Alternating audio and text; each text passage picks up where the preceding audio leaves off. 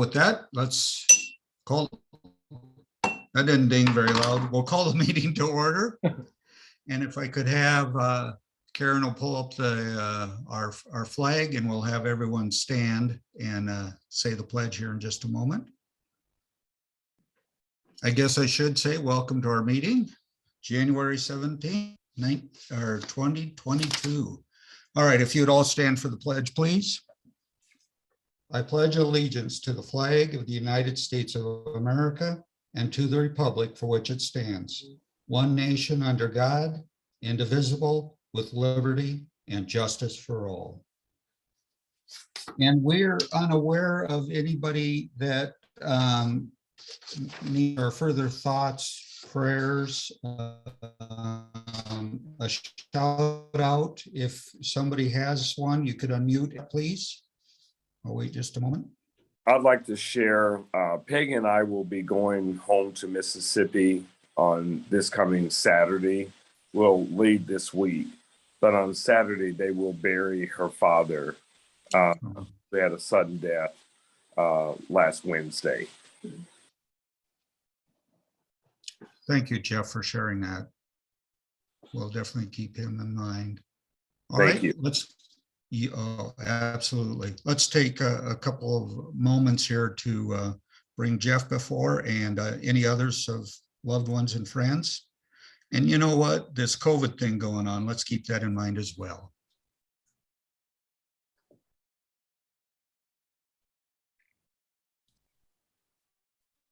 All right, thank you. And with that, I think we have the opportunity for a song, but I'm not sure who's going to be sharing that with us today. Louis, or is it you, John? I'm going to be singing the welcome song, Ken. Would you like me to go ahead? Go ahead. I'll go ahead. To our guests and visitors, welcome to you from Ames Rotary, Nevada, London, or Gay Pity. From far off lands or the USA, we're glad that you are here today. Come back again whenever you're near. Join us and then we'll make it clear. Around the world you will always be welcome at Rotary. Thank you very much, John. Significantly appreciated. I have one announcement, and that is we are celebrating Martin Luther King Day today. And that celebration is taking place through the city at the city auditorium. At 6:30. And we have a special guest speaker who will be sharing his testimony, and that's our own Jeff Johnson at that session. So city auditorium this evening at 6:30 at 520 6th Street on the north side of the city hall. As a note, masks and social distancing will be required to attend in person, but a hybrid event is available. So Hold on, make sure you're Smarter unmuted. than I am, because I'm not getting the Go ahead. let me also share with you on this special day, Rotary's, if you go to our own website at Rotary Club of Ames, you'll find obviously a number of pieces of information about the club, but we also have listed there the diversity, equality, and inclusion statement. And I'm going to just read the primary statement there. We believe that exemplifying and embracing diversity, equity, and inclusion should be a part of everything we do. And what better way can we do that than celebrate this day in a special way? Part of that celebration is with our own Wayne Clinton. Wayne is a graduate of Truman College, or is it Truman University now? I'm not sure. He's been an educator for a number of years, coached in track, basketball. He's been an official for football and basketball. and also played some minor league. I think I would classify minor league ball there in basketball too. So Wayne, you could share part of that story perhaps as well. In addition, Wayne not only has served the public in that sector, he's also was a county supervisor for 16 years and a fellow Rotarian. There's no better opportunity or individual to represent us than Wayne Clinton. And I would like to give Wayne the floor, and hopefully we can There he is. get our story on the way. Okay, now I'm still having trouble with the PowerPoint, but I'm using my phone right now, so at least you'll be able to hear me. And my wife is trying her hardest to see if we can get the PowerPoint back up again and log back into the Zoom portion. But are you able to hear me okay? I can. I know Ann Campbell's having some issues with her microphone. We can hear you, Wayne. Go ahead, Okay. Wayne. Yeah, I can hear you, Wayne. Go ahead. All right, well, let me go ahead and start, and we'll try to work on the PowerPoint portion. Okay, greetings, Rotarians. I am truly honored to speak to you today as our community and our nation honors the legacy of Dr. Martin Luther King Jr. on this national holiday. As you all may be aware that this evening, the Ames community will hold its annual celebration in the Ames City Auditorium with a program that will feature our own fellow Rotarian Jeff Johnson as its keynote speaker. I had the same honor last year, so we hope a lot of you will be able to tune in. It's a hybrid, either via the Facebook Live or YouTube. So more information, Dr. George may be able to share a little bit later. Today's commemoration of Dr. King's legacy continue to be very important to me because I credit the changes that were occurring in the United States during the civil rights movement as playing a key role in me being able to come and teach in Ames. Schools in urban areas where teaching staffs were white were starting to integrate. My story is a reflection of that change. Somebody here who knows more than I do about Yeah, I'm not sure that's true. this. And I know I want us muted. Oh, Karen, can you send the sign-in code back via Edna's trying to sign in again? Okay. Okay, I will continue. I was born March 7th in 1941 in St. Louis, Missouri. My sister and I were raised by my grandmother and step-grandfather, both with a strong Christian faith. My sister was 1 year and 6 months older. They raised me from an early age of 1.5. During my early youth, I could not recall us having much, but we always had an environment of love and comfort. I was too young to understand the environment that I was living in. And this environment, of course, was a segregated society that St. Louis was well known for, as well as many other states, particularly in the Deep South. Now, my early youth was spent pretty much attending my grandmother's church. I led a very sheltered life because most of my youth was either at church or at school. I was educated in a Black-only elementary school due to segregated schools. From elementary school, I attended Beaumont High as one of 12 African Americans to integrate Beaumont.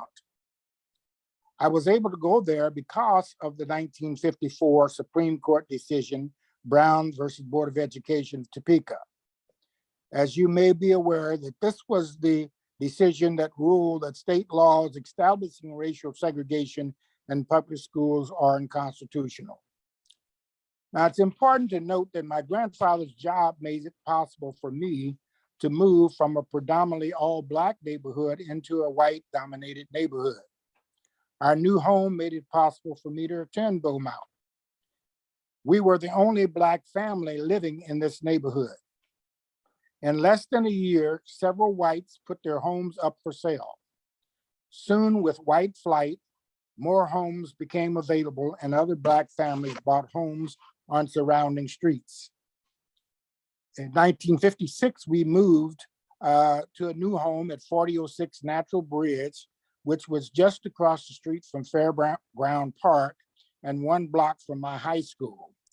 Now, I note this location because in 1949, at the park, there was a large race riot that took place as there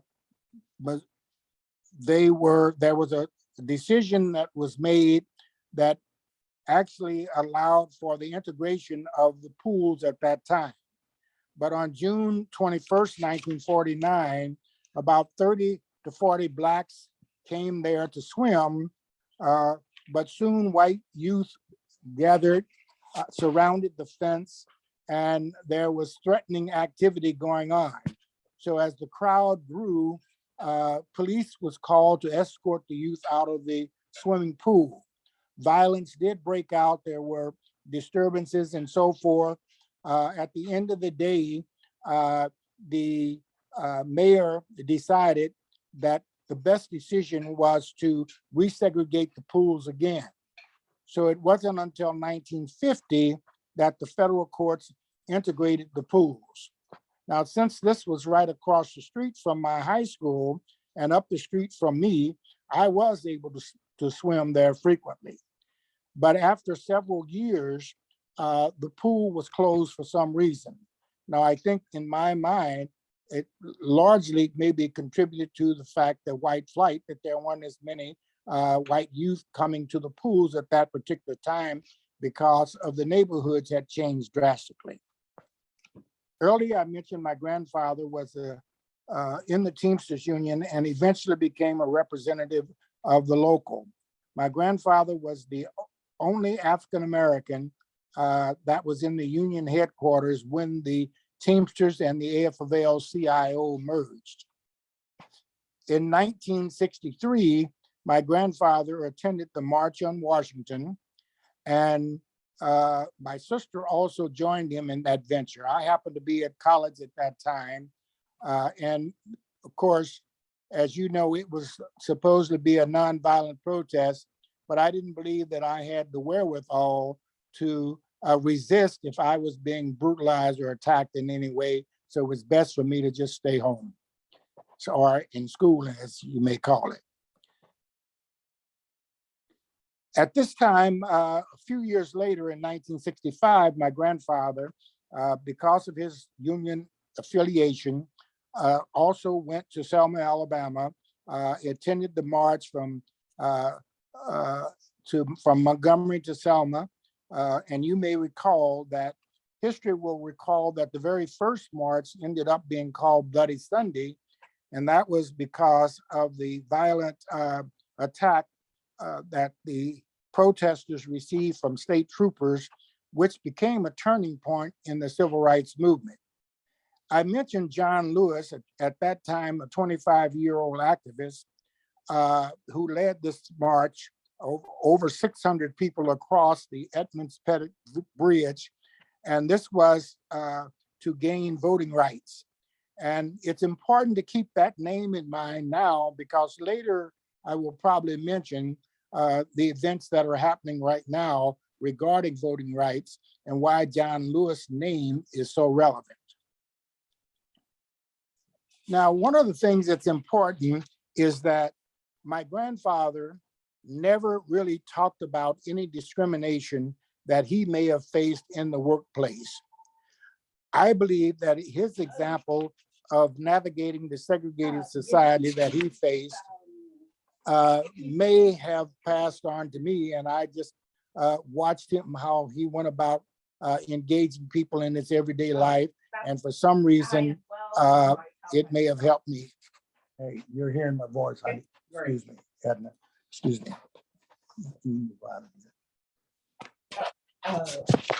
My high school experience led me to understand the harsh realities of a segregated environment. Given that I was a sports athlete, I was insulated from some of the adversities that my family and other community members may have faced. One thing about high school, I was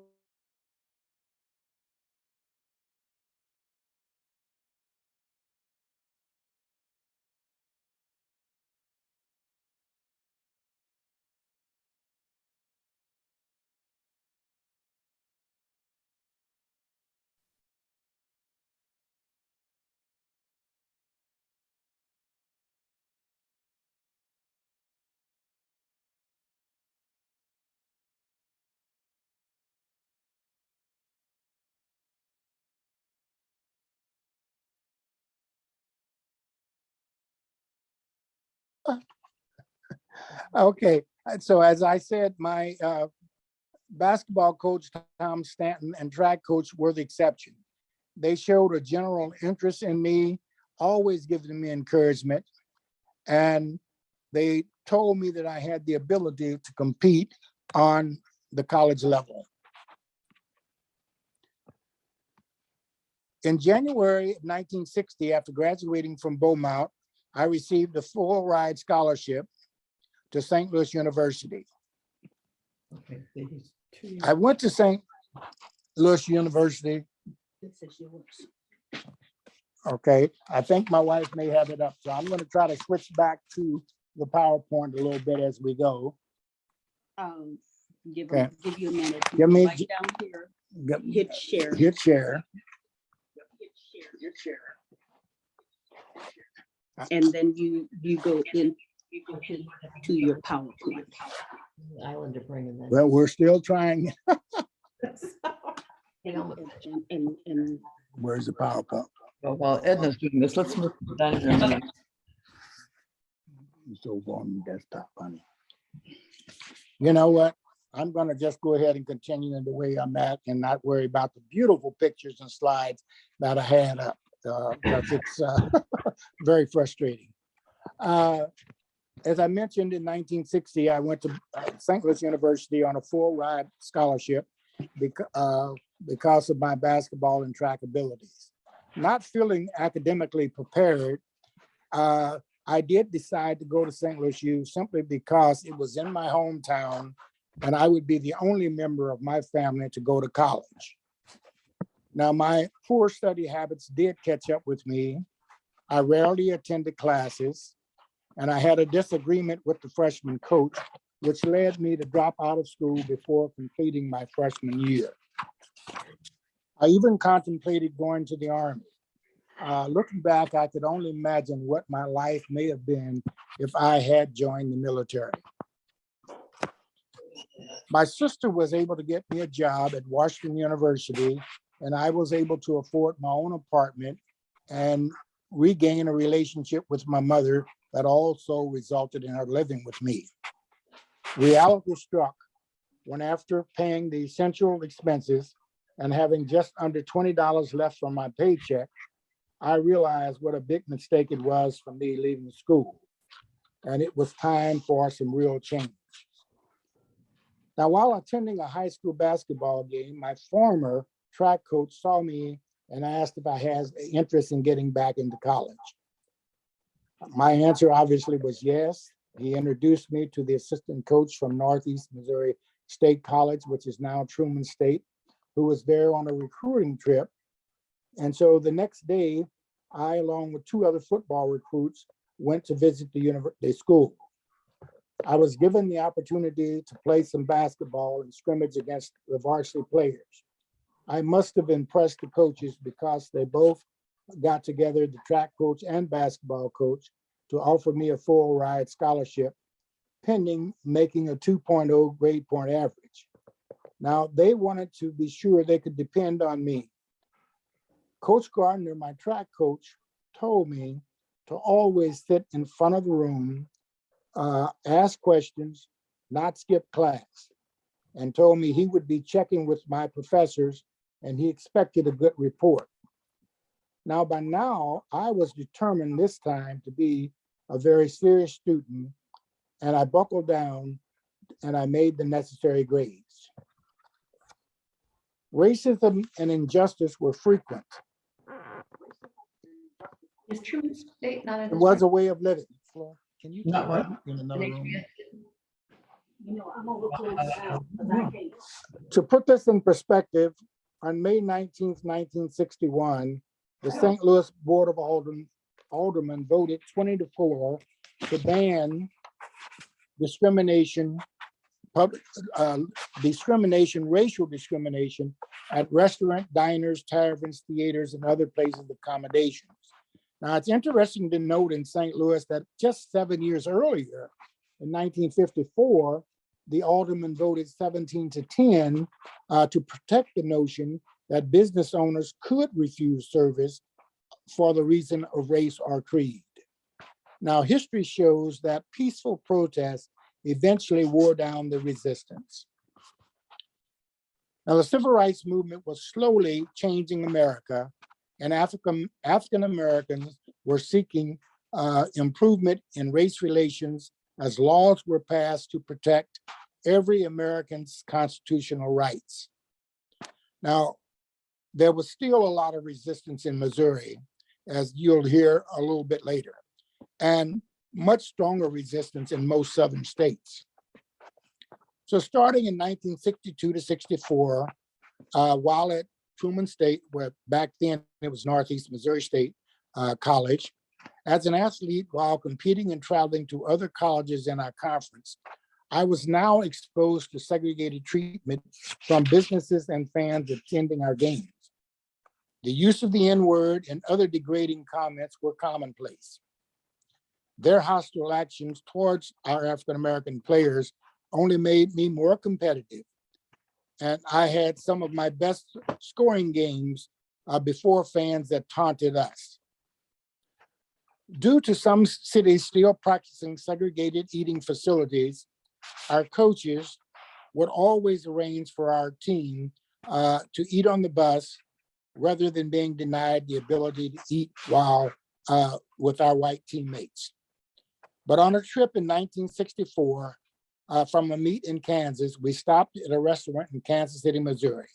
We all went in, sat down, prepared to eat and order our food. The waiter never came to our table to take our orders.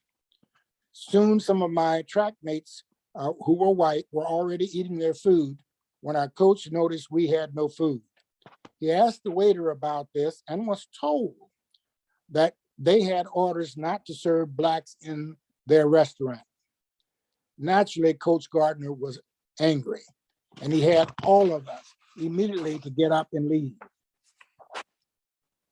At that point, the coach made sure that all of us could eat at a restaurant, or food would be ordered and brought to the bus or the cars that we were riding in as we went from meet to meet.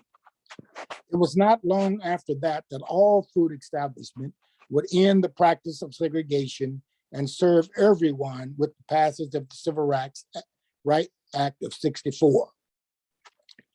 Now, Kirksville, where the college was located, was good to me. There were no similar issues or overt racism that occurred like this. During my college years, I received numerous athletic honors in both basketball and track. And I believe it was probably my athletic ability may have played a role in how I was accepted and treated amongst the student body and the community at large. In 1989, I was honored, and I was teaching at that time at Welch Junior High. And in 1989, I had the opportunity to go back to the school where I was inducted into the Northeast Missouri State University Athletic Hall of Fame. Now, while in college, I met the love of my life, Edna Jean Young. After dating a while, she agreed to marry me. We were married in '63, and our first child, Antoine, was born in '64. In the fall of the start of the new year, we moved into married student housing. A year later, in '65, our daughter Danielle was born. Now, it's important to note that my wife kept me focused at this time and helped me develop some good study habits. I received my diploma in 1966. And over the next 3 years, while teaching here in Ames, I went back to school and in 1969 received my MA degree in physical education with a minor in social studies. Our third child, Aaron, was born here in Ames in 1941 at Mary Greeley. This was special, even though mainly because I missed the birth of my other two children because I was away competing at a track meet at that time. Currently, we have 3 children, Antoine, Danielle, and Aaron, daughters-in-laws, Tawana, Jesse, 7 granddaughters, 2 grandsons, and 5 great-grandchildren. Now, a few months before graduating from college, I saw a posting of a teaching position in Ames, Iowa. On a weekend, May 1966, I drove to Ames for an interview. I arrived 2 hours earlier, drove around the city to get a feel for what life would be like for me and my family if I got offered the job and I would accept it. While driving around the city, guess what? There was no one that looked like me walking the streets. So I was confident I wouldn't get hired. So when I met with Principal Don Carlson and Superintendent Walt Hetzel, my interview dragged on for over 2.5 hours. I was so at ease and answered all of their questions because I was sure that I would not be offered the job. After a while, I was asked to leave the rooms and the two could consult. But upon coming back to the room, they informed me that they wanted to hire me as the 7th grade geography teacher at Welch Junior High. Naturally, I was shocked. But after regaining my composure, I asked additional questions, and I actually asked if there was an extra coaching job available so that I thought it would be able to help me and my family a little bit better. And they thought that I possibly could do that. And that's when Keith Van Winkle, who was the 9th grade track coach and athletic director, agreed to let me take over the track program since I had an outstanding background in track. Now, at that point, I did ask the principal if he would give me 1 week to make a decision. I told him that my wife was back in St. Louis and our 2 small children, and I wanted to be sure that they would be comfortable moving to Ames at that time in our lives. I told them that my request was that I would hate to take the job and that in a couple of years would be unhappy and want to leave. Since I was the first African-American teacher hired at this school, it was important for both of us for this to work. Principal Carlson agreed, gave me the phone number, told my wife to call with any questions. We did. My college coach, Coach Gardner, the track coach, really encouraged me to take the job. So a week later, I called back and accepted the position. But at that time, it never crossed my mind about how I would be accepted. I just, felt that there was something in me. I had a positive attitude that I would make the most of the opportunity. And this is the same attitude that I've had throughout my life. Now, I will skip a lot about my early finding homes and things like that because that was kind of an interesting story in itself. But when I went to the school, the first day for school orientation, of course, first we had school orientation. We met with the teachers. The staff really warmly welcomed me, and it made me feel like this was a good decision that I came here to teach. When I first met my students, we connected in such a positive way. I later found out that I was the topic of conversation of most of my students at most of my students' homes. They thought I was really cool. I immediately gained the support from parents and others in the community. Now, a week later, and this is why I was kind of interesting tad bit, a week later, we held our parent night so that we could, so that they could meet their children's teacher and I could share my curriculum content. After the meeting at that time, Sandy McNabb, who was a school board member and a parent of one of my students, shared with me this comment. He told me that almost every night I was a topic of conversation and that it never came up that I was a Black teacher. He said he had talked to the superintendent about integrating the teaching staff in the school district, and he was not aware I was hired until that night. Now, those early years were a little difficult for us in terms of making an adjustment with our small children and our family back in St. Louis. We would drive back and forth to St. Louis, weather permitting, about once a month over the next 3 years. Gradually, we adjusted to life here in Ames.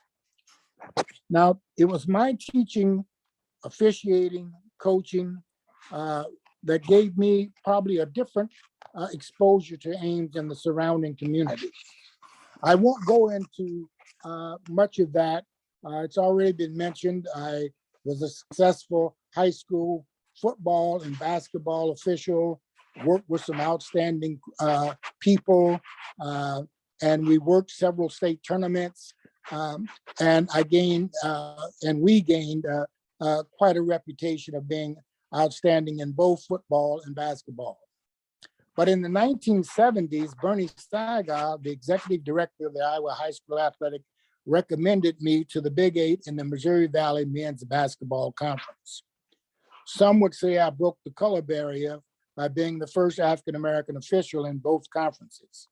I worked 6 years at the Division I level.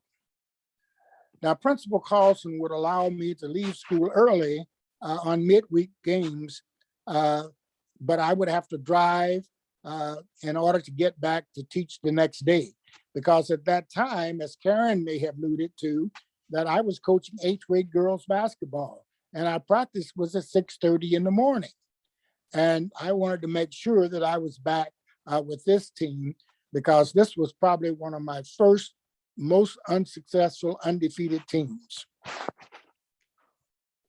While traveling back and forth, the harsh winters was challenging to say the least, but I made it, and I thought all about nothing but how I could be more effective in the classroom from that point forward.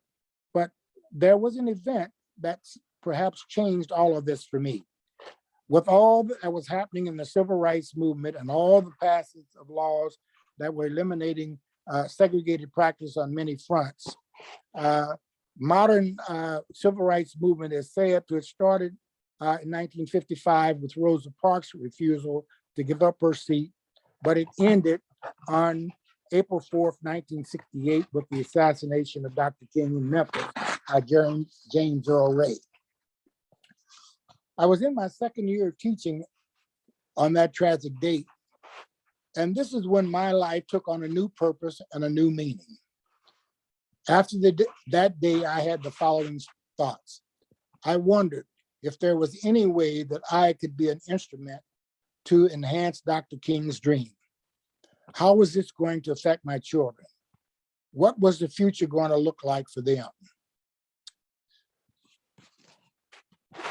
And I also reflected on the '63 demonstration in Washington, D.C., where Dr. King gave his I Have a Dream speech. That speech still resonates with me today. Even today, I still wonder what challenges my children, grandchildren, great-grandchildren, and other African-American children will face in the years ahead.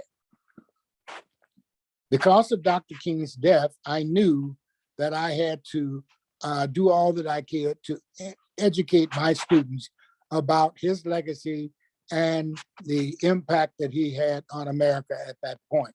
I went to Principal Carlson and asked permission to integrate more about Dr. King in my social studies curriculum. Actually, it was my geography classes at that time. He granted that permission. And so that was the beginning of a long opportunity of sharing not only about my own personal experiences, but that of others. And then in 76, with the passage of, in 76, with President Gerald Ford officially declaring Black History Month, I, along with Martha Geis, English, Thelma Moore reading, integrated our classes in a block scheduling format. I would lead large group assemblies featuring films from Montgomery to Memphis, talking about the civil rights movement and Dr. King. Dr. King touched on equality and called for solidarity among all people, regardless of their standing or power in society. Dr. King planted in me the desire to strive for justice, unity, and empathy.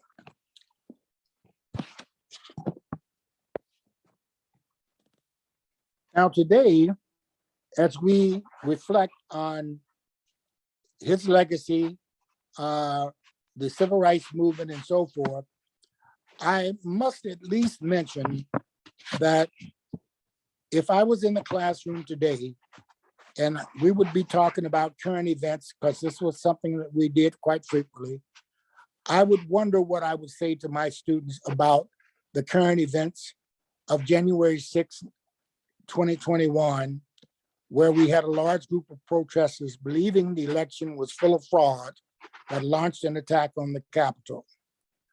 I thought the action of the protesters, some have called this an act of domestic terrorism. When historians and others reflect on this events of January 6, 2021, there's going to be continual debate as to what role the former president played that led up to the attack on the halls of Congress.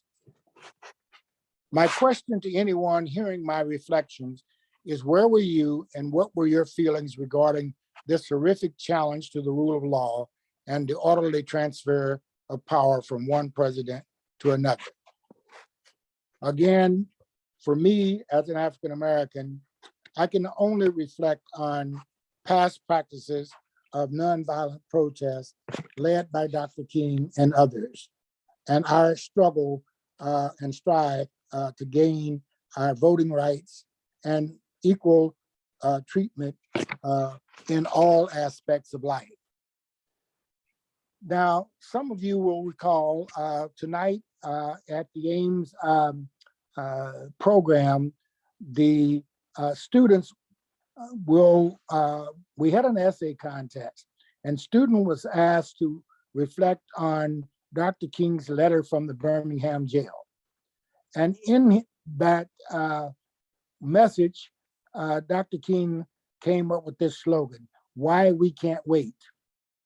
And I'd like to just say to you, when you think about the Black Lives Movement and the young people of today, you know, this is one of the driving forces behind them. They say of 50 years where we thought that we had gained the rights that were guaranteed to us by the past legislation, only to see some of the same things happening again, they are more determined and saying, this is why we're protesting. This is why we can't wait. So hopefully in the future, we will be able to again realize that it takes all of us if we're going to make this America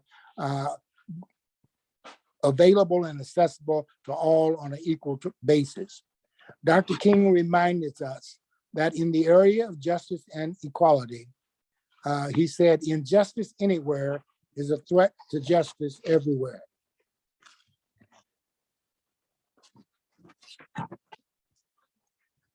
Now, later, I've received numerous honors and awards. A lot of the awards I received in '91 acknowledged my role in starting a Black History Showdown competition. It also recognized my observance of the Dr. Martin Luther King birthday and other events. And let me give a shout out to Rotarian Dr. George Bledsoe. Dr. George was one of the early members of our community that really pushed the MLK celebration. And while a teacher and also as an elected official, I got to be part of that committee as we planned celebrations for this special birthday. So thank you, Dr. George, for being one of the early innovators for what we're going to be witnessing, I hope, for years to come. I will mention that the 1991 year was in basketball is when my Ames High boys basketball won the 3A state championship. I was the first African-American coach in Iowa to lead his team to a 3A state championship. Later, I was inducted into the Iowa African-American Hall of Fame in 2017 for my contributions to African-Americans throughout the state of Iowa. This was extremely special because most of my family, friends, fraternity brothers, and some college mates attended this special ceremony in 2017. I'm going to skip talking a little bit about my coaching background. I would want to mention very briefly, I know I've only got a few minutes left, but after 34 years of teaching, I retired from the Ames Community School District, and it was brought to my attention there was an opening on the Board of Supervisors. And after thinking about this, I reached out to Rotarian now and former supervisor Jane Halliburton to discuss the roles, duties, and responsibilities of a county supervisor. We spent over a good hour and nothing but good things she shared about this. So I thought maybe I should give it a try. So after successfully gathering enough signatures to get my name on the primary ballot, I was able to campaign successfully and be elected, win the Democratic primary, and in November, win the general election. So many good things happened during that span of years. Not only did I work with Jane for over 10 years, but I worked with other outstanding supervisors, Dennis Ballantyne, Don Toms, James Stroman, Rick Sanders, Paul Toot, and Marty Chitty. I would want to mention that in the Iowa Association of Counties in 2017 also awarded me the most prestigious Golden Eagle Award, which is created to recognize and honor individuals that played an extraordinary public service to county government. I was the 8th recipient of this, but Jane Halliburton was the first recipient of the Golden Eagle Award, Sue Vanderkamp the second, and I the third. Extremely honored. Little did I know that when Jane encouraged me to get involved with the Iowa State Association of Counties, that I would not only become president of the supervisors affiliate, be part of the ISAC board of directors, and later receive this prestigious award. So on and on, there were a lot of other things that I have been able to accomplish. I'm honored for that. But since retiring, I'm still giving back to the community, serving on the Ames History Museum Board of Directors, just formally stepped down from NAMI Central Iowa, and I'm also on the Ames Human Relations Commission and a proud member of the Noon Rotarian Bunch. So all in all, I would just want to say that my life could have been quite different than what it turned out, based on the widespread segregation practices and racial inequalities that I grew up with. But I was able to navigate and come to a community and be accepted and gain a level of respect in this community, which allowed me to achieve things well beyond anything that I might have ever expected. So today I am troubled by what is going on, as state legislators are proposing legislation to restrict voting access by placing restrictions on absentee voting in the disguise of preventing voter fraud. History is repeating itself, where laws and practices denied African Americans the right to vote in order to remain in power.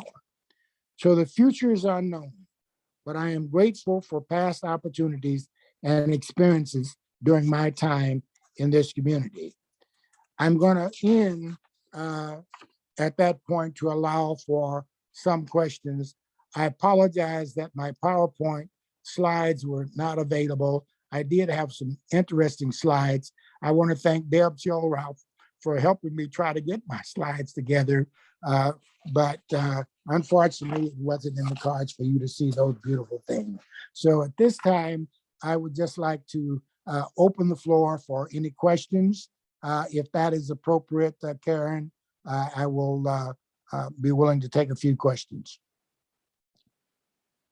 Wayne, we really appreciate that. It might be best if people would use the chat line to ask the questions, because I can't see everybody if they should raise their hand. So if you could use the chat line and to honor Wayne with his insight. One thing I do ask, Wayne, as I was thinking, you had shared in Kirksville, you did not experience any integration issues, if you will, or prejudices. How about initially when you came to Ames? No, I personally didn't. I can only speak for myself. I think when you were a teacher, that opened up avenues for me. And then I got involved in officiating around the state. I was well accepted and so forth. But I do, after hearing from my wife and from my children, there were some incidents that they experienced. Much of that was kept from me and only surfaced later in time. But my wife is the type of person that she had the skill and the knowledge to handle whatever incidents that occurred that my kids were faced with. But yes, there were a few incidents that did happen for my children. And did you share any experiences with difficulty in finding housing? No, Don Carlson had gone around and asked several realtors to keep their places available, open until we could get here and find location. And after going to, I think our second location, it was on South 3rd Street, down by the DOT there. I call it the Contiki Apartments at that time. That's where we got our first apartment, and we did not have any incidents there.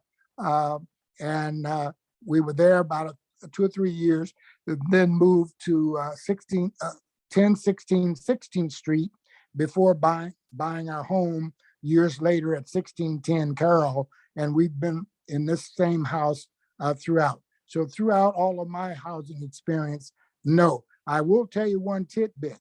Some of the African-American leaders we met before I bought a home, and we talked about trying to strategically select, not live in the same neighborhoods, to try to be around in various parts of the community. And I think that was a good strategy at that point in time.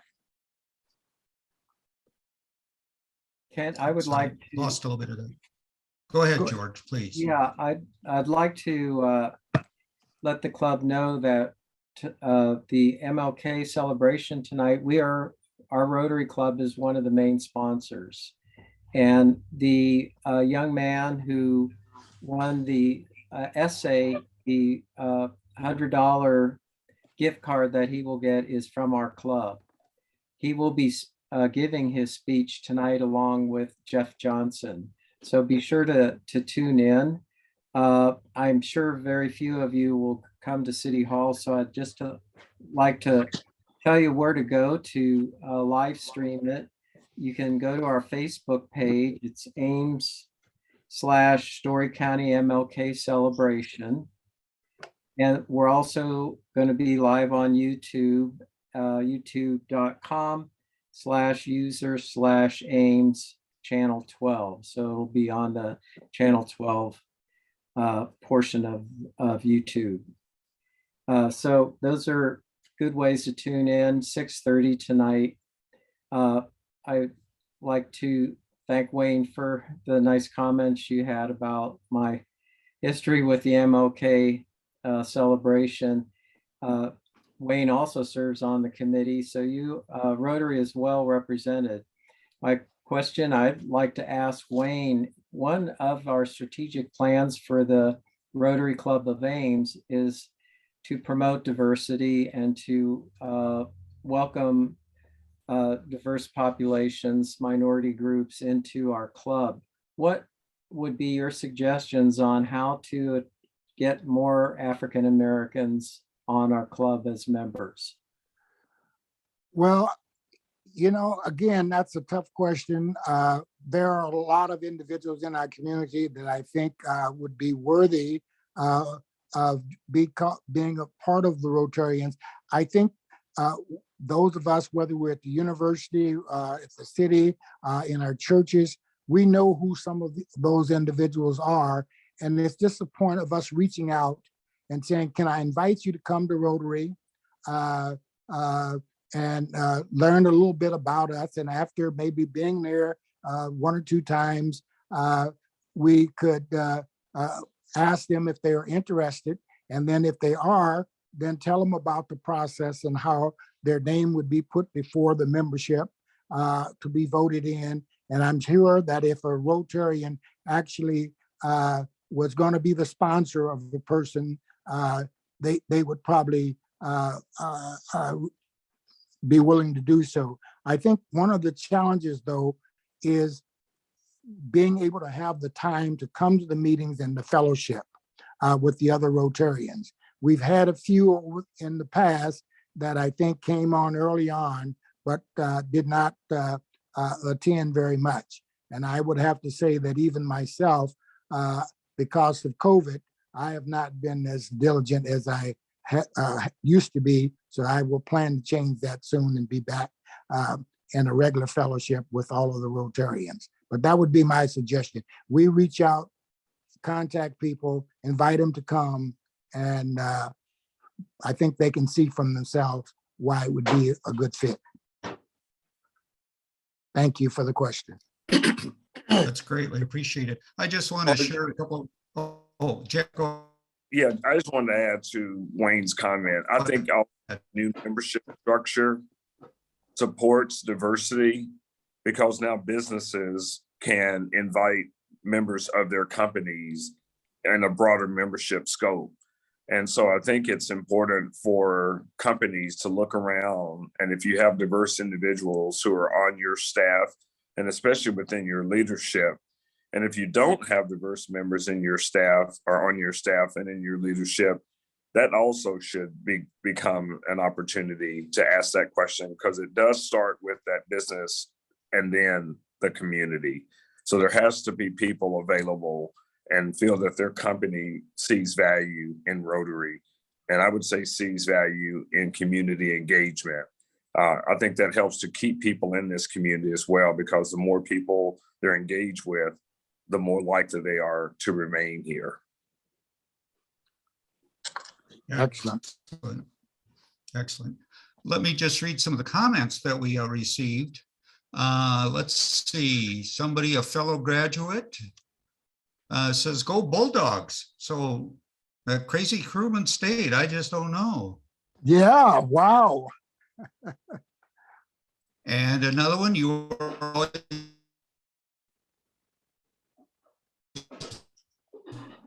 my I'm sorry, you froze up a little bit. I missed that one. Toby's favorite teacher. That came from Ranger. PowerPoint's very powerful. So we'll try to upload the PowerPoint if we can in some way. And then a question from Louie. Did Edna experience any problems she would like to relate that occurred in Ames? Well, you will have to talk to Edna about that. She doesn't mince words. but she's not one that really likes to talk a lot about her. But I think, Louis, if you would ever want to ask her that question, I will let her share her own thoughts. What we'll do, Wayne, is have you and Edna come to a meeting and Well, do you have 3 hours?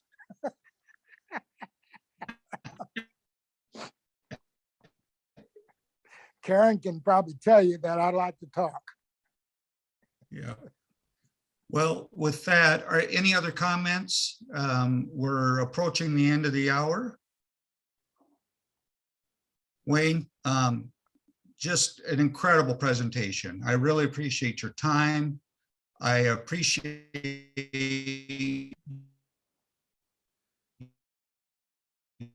your commitment, your perseverance. I love why we can't wait. Let's move forward. Let's be united. And with that, Wayne, you're the perfect example for us of service above self. Thank you for all of your dedicated service in all your Thank you. Thank you so much. Thank you. roles. Just so significantly impressed as we conclude our meeting. The four-way test of the things we do and say. Is it the truth? Is it fair to all concerned? Will it build goodwill and better friendships? Will it be beneficial to all concerned? Meeting adjourned. Thank you. Thank you very much.